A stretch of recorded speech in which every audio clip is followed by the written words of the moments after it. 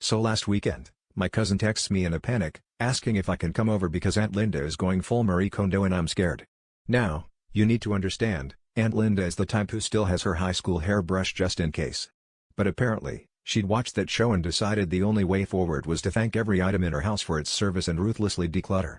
I figured, worst case scenario, I'd come home with a slightly used bread maker and a box of VHS tapes. When I walk in, the living room looks like a garage sale collided with a tornado. My uncle, Tom, is sitting on the couch with a cup of coffee, looking mildly concerned.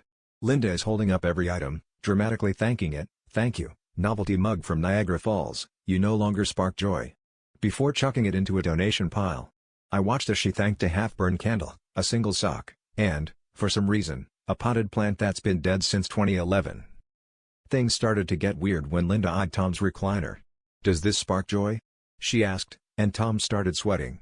But before he could answer, she thanked the recliner for providing years of comfort and immediately began dragging it to the curb. Tom, seeing his chance, dove onto the chair, clutching it like a life raft. Linda, not missing a beat, thanked Tom for being a wonderful husband and father, and, with the help of my cousin, tried to roll both Tom and the chair out the front door. Long story short, Tom ended up on the porch, still holding his coffee and looking very confused while the neighbors waved. I asked Linda later if she thought maybe she went too far, and she just said, "Well, it turns out Tom didn't spark enough joy to stay inside, but don't worry, I left him a thank you note and a box of his favorite snacks. Guess you could say my marriage is now clutter-free."